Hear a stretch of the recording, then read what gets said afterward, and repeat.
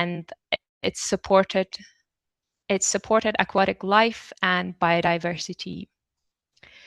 It's a key objective for many lake management actions because it's basically included in many reactions happening in lakes. And oxygen sources mainly can be either from atmospheric exchanges or photosynthesis activities, but these two sources mainly available in surface layers. When the light and gas from the surface can penetrate in. However, oxygen sinks are available anywhere in water column and in sediments from respiration, decompositions, and reduced substances oxidation and nutrient cycling, and so on. Oxygen can also be transferred mainly vertically throughout the water column via diffusivity.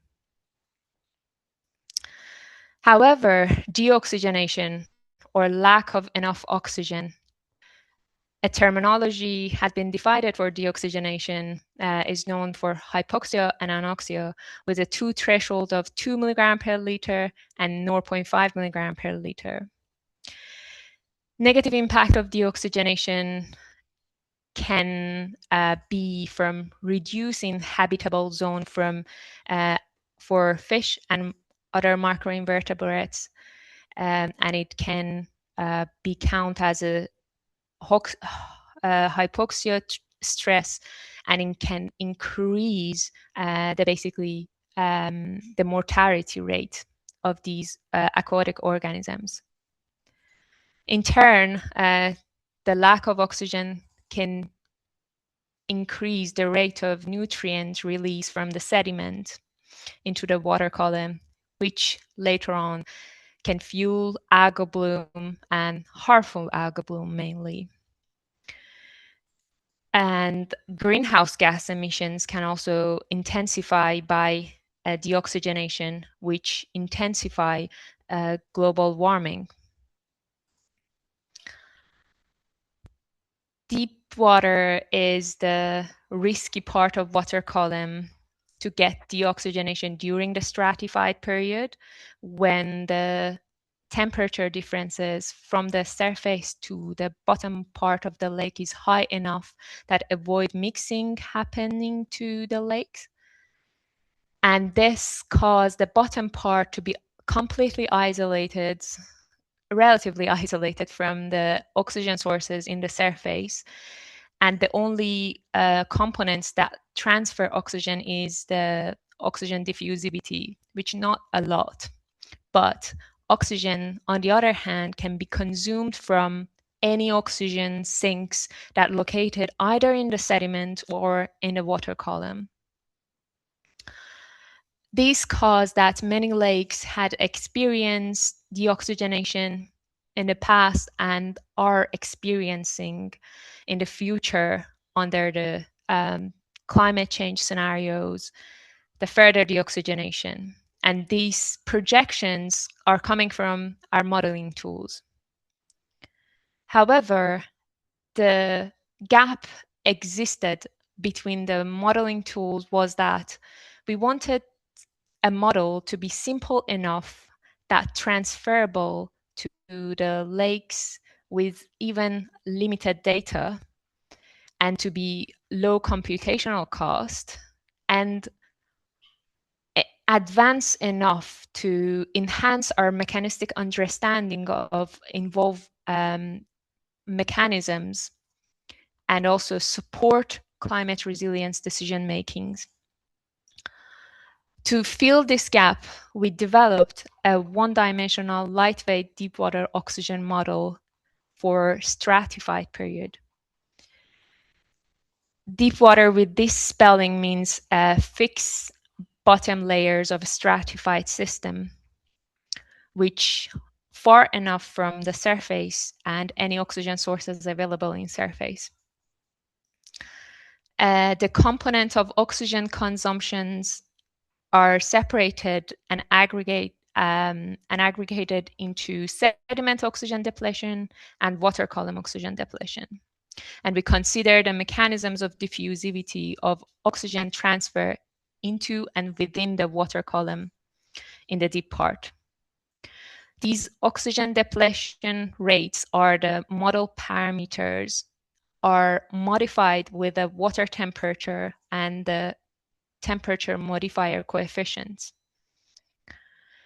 Because the warmer the water will be, the microbial metabolisms is getting higher, and that cause higher oxygen demand. The two model parameters needed to be calibrated against oxygen profile in the deep part of the lake. But these two parameters are predefined based on the trophic status bands. The input of the model are temperature profile and shape information. And on the first day of a stratification period, it assumed to be fully saturated at that temperature. We tested our model in Lake Erken, located in Sweden. This is a dimictic lake with a maximum depth of 21 meter, average depth of 9 meter, and the deep water is identified everything below than 13.5 meter. This lake is a mesotrophic lake with many forested catchment area. And since 2020 has experienced prolonged hypoxia with more than 35 days of lower oxygen than 2 milligram per liter. And this lake with this characteristic is a representative of many temperate lake because of the dimictic mixing, which means that have mixing twice a year in the spring and in autumn. And a mesotrophic condition, which shows a medium nutrient level availability in this lake. This lake has a long-term data availability. You can find more about that in site data portal and has a data from 1940. The two model parameter has been calibrated in this lake from 2020 to 2021 based on the glue approach for calibration, which is a general likelihood uncertainty estimation among 180 parameters sets that has been tested based on the mesotrophic status of the lake. 30 parameters were assumed acceptable with the error of RMSE in depths of lower than 0.75. These 30 parameter sets are located in the dark green bands in this graph, as you can see. And on average, when we aggregated the water column oxygen depletion rate and the sediment oxygen depletion rates to one parameters, basically, and we aggregated into a bulk hypolimnetic oxygen depletion rate, on average, the oxygen depletion rate was about 0.46 milligram per liter per day, based on calibration in 2020 and 2021.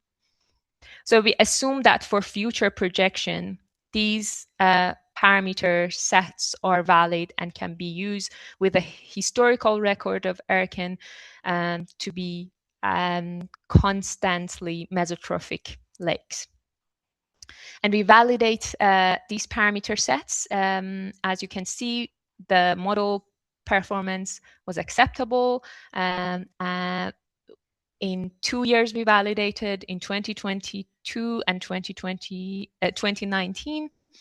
And daily RMSE was lower than 2 milligram per liter in both, even though in 2019 we have a midsummer mixing, the performance still was acceptable.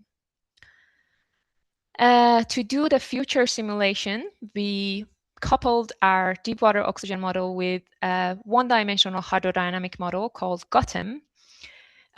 This model previously has been set up and produced the future and the historical simulation of water temperature and mixing coefficients for 4 GCMs and 4 emission scenarios, climatic scenarios, 1 historical, and 3 RCP scenarios from EasyMeep 2B framework. And we use this projection of water temperature and mixing coefficient and estimated deep water oxygen profile. And this is the result of anoxia duration under RCPs, under different RCPs from 2020 by the end of the century. As you can see, RCP 2.6, there were no significant trends not showing in this graph, but you can see the median ensemble model result in the green line.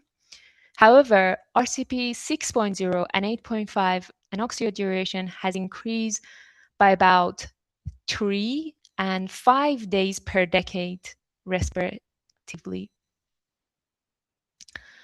So we wanted to know more and see that among the drivers that cause this deoxygenation, what was the mechanisms that drives the main cause.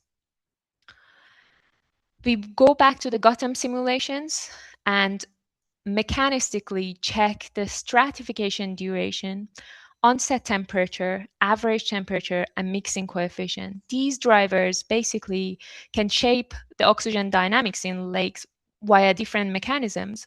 Stratification duration, if it gets longer, we have longer isolation of deep water, and it can basically for longer period it gets isolated from oxygen sources.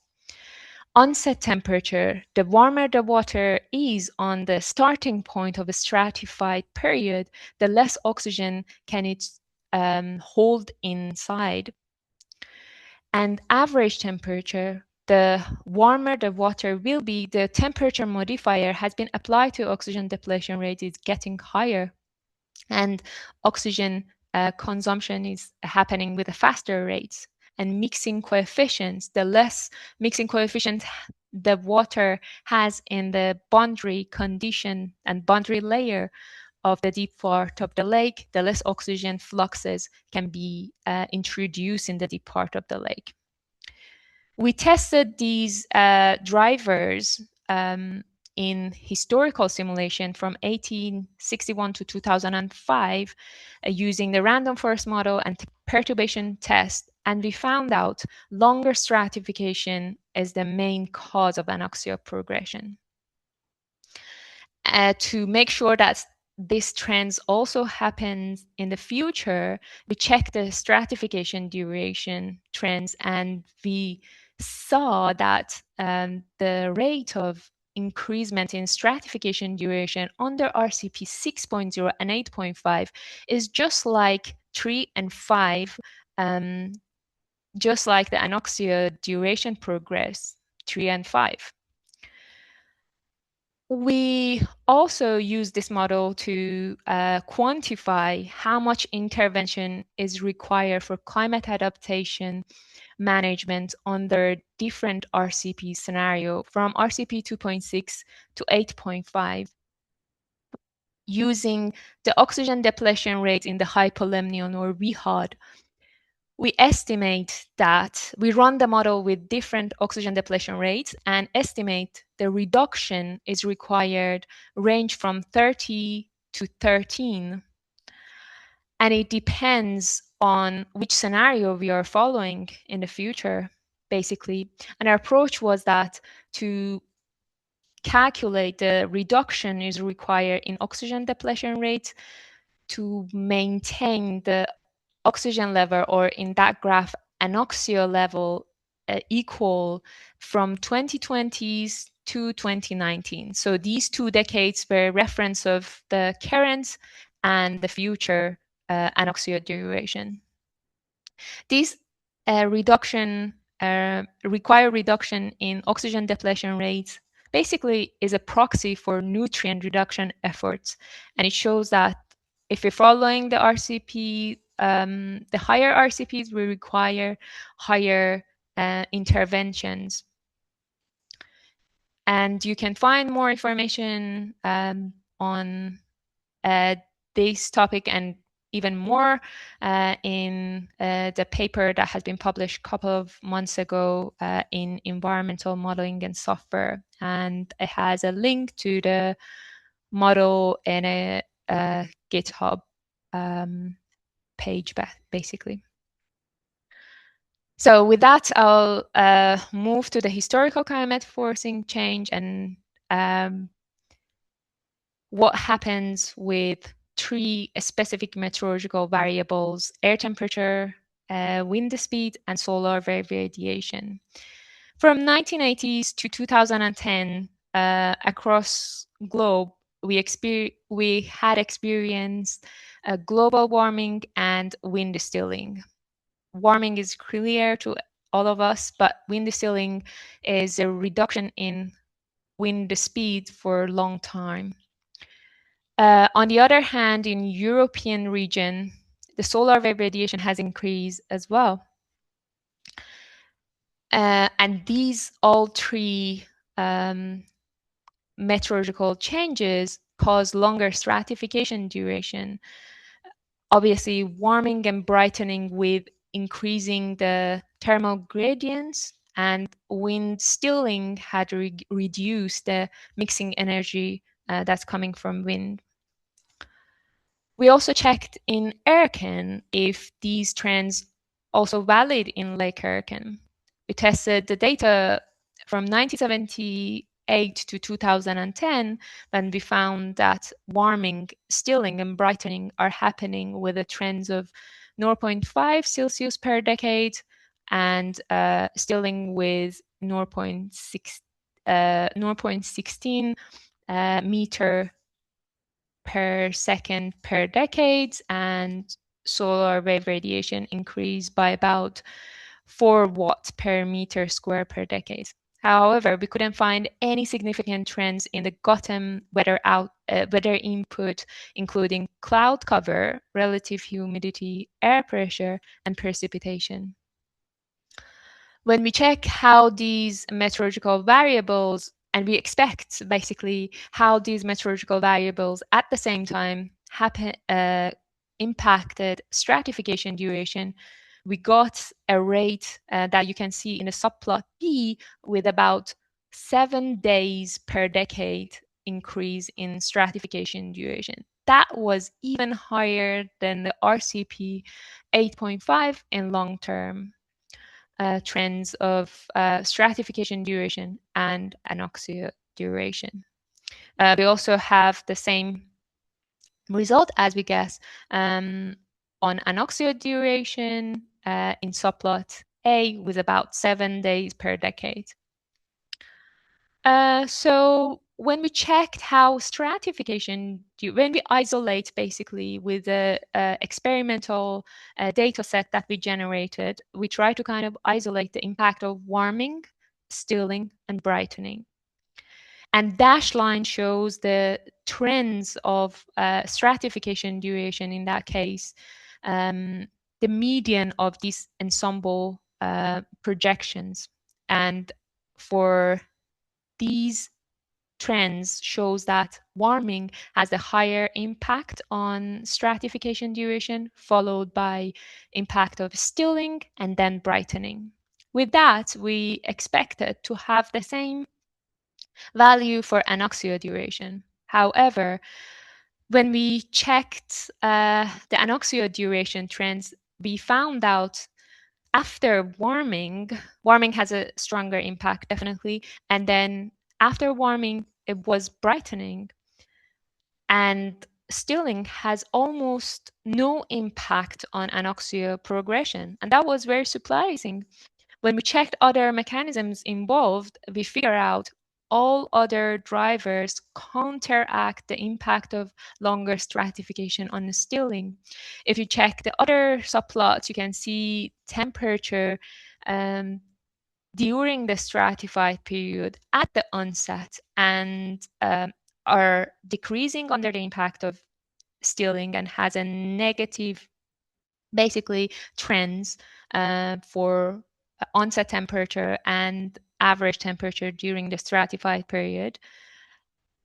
And mixing coefficients has a positive trends, although it was not significant, but still has a positive impact. Whereas other driver of brightening were synergetic and trying to kind of intensify the impact of lower increase in stratification duration with warming trend in onset and during the stratification period, temperature, and lower mixing coefficients.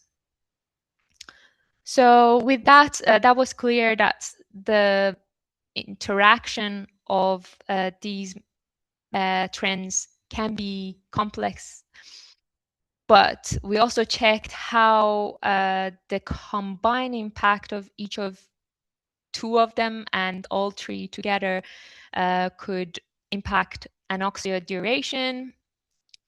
But I'll just rely on one point on for analyzing the result, and is that if you follow for the subplot B, if you follow the navy dash line, which is a representative of combined impact of warming and stilling, and compare it with warming only in subplot A, you can see that it's about 1 day increasement of adding stilling to the warming impact with anoxia progression. However, if you follow the green dash line in subplot B, which is representative of mean trends of anoxia progression under stilling and brightening, compare it with brightening only in subplot A, you can see that there's almost no impact and they are identical. So I rely on that by saying that stilling interact differently, and it not only stilling but other components also interact differently under different combinations. But it's basically remind us that the conclusion that we had from the first sub-project on GCMs, we should carefully look at and basically remember that GCMs really good with estimating the warming trends. However, they struggle to reproduce trends in other meteorological variables such as wind and solar radiation. And lastly, it's really important to know that magnitude of forcing is really influential in this interaction and morphometry. For example, when we compare it with other studies that has been done in a shallower lake, they got higher impact of stilling in anoxia progression than us. And the main reason was that the shallow lakes are more sensitive to wind mixing compared to the deeper lakes. With that, we go to the last sub-project, and I'll talk about the heat wave that many of us in Europe zone had experienced so far. And I'm talking about the lake heat wave, but in this presentation. Generally, heat wave is defined when temperature exceeds the seasonal varying 19th percentile for at least a couple of days consecutively.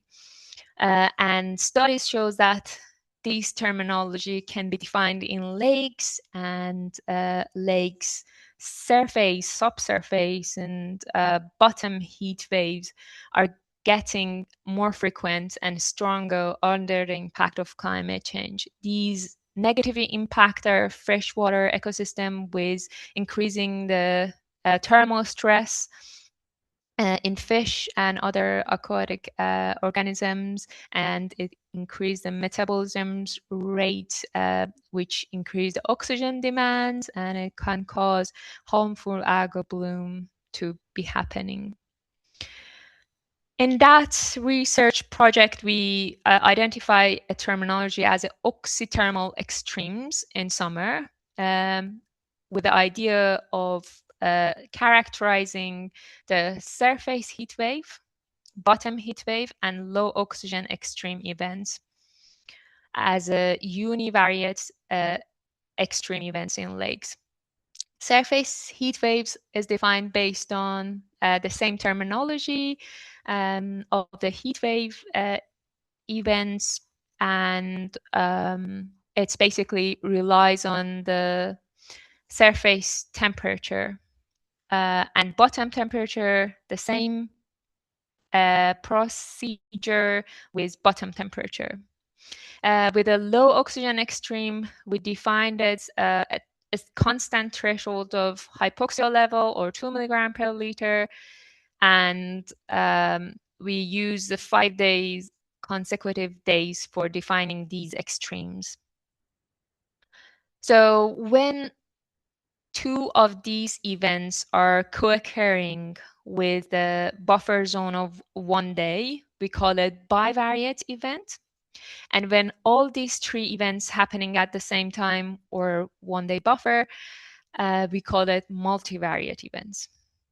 We use the summer period only, from mid May to mid-August, and look at the Gotham-DO coupled model projections in Erken to characterize and see that's how the characterization of these events are changing under the impact of climate change.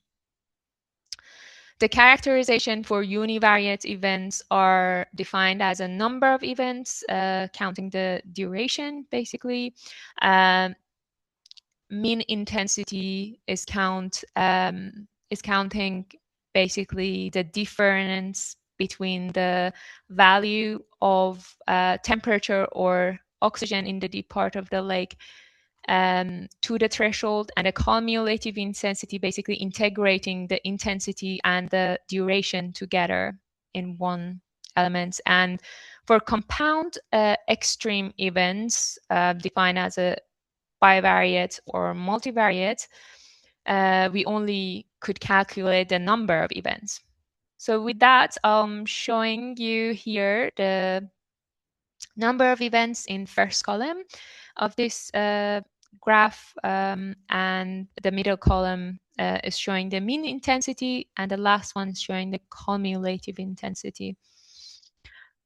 The number of events showing that the most frequent event historically happens for low oxygen extreme.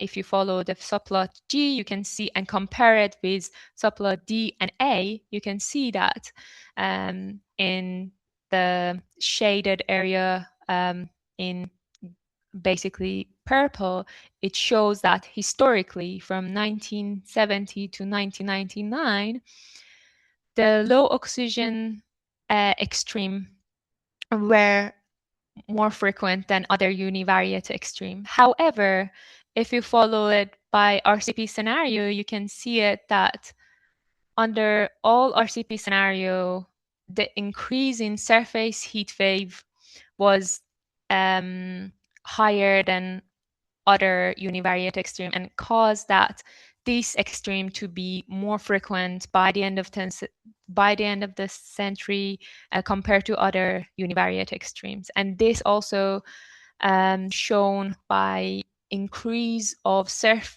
heat wave extreme, cumulative intensity increase under RCP 8.5 to 11-fold. However, the low oxygen extreme increase were lower than 2-fold compared to a historical one. When we look at the compound extreme events shown in this plot, as you can see, the overlap between the isolated sections of different extreme events are increasing from historical to different RCP scenarios. As you can see, for example, the multivariate contribution in the historical period were lower than 3% in the historical period, and under RCP 8.5, it increased by about 24%.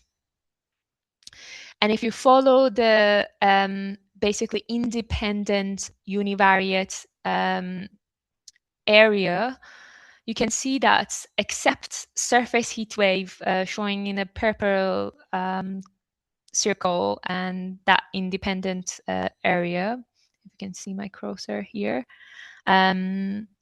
except that all other independent one has decreased from historical to the high emission scenarios.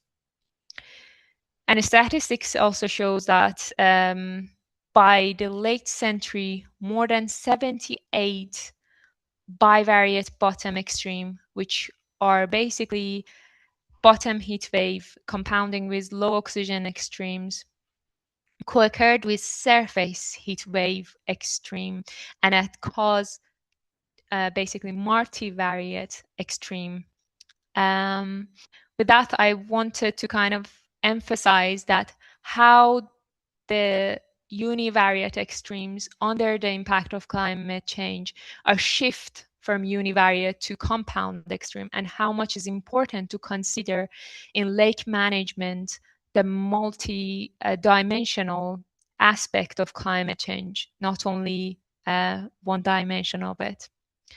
So at the end, I wanted to conclude this presentation with saying that this model showed that it can improve our understanding of historical and future climate change on deep water oxygen, and also enables us to do a rapid scenario testing of climate adaptation intervention.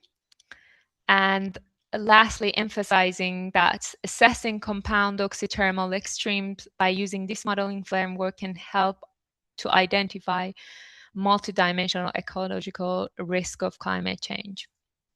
And yes, I think thank you again for coming along today. And I'm happy to take any questions at this moment.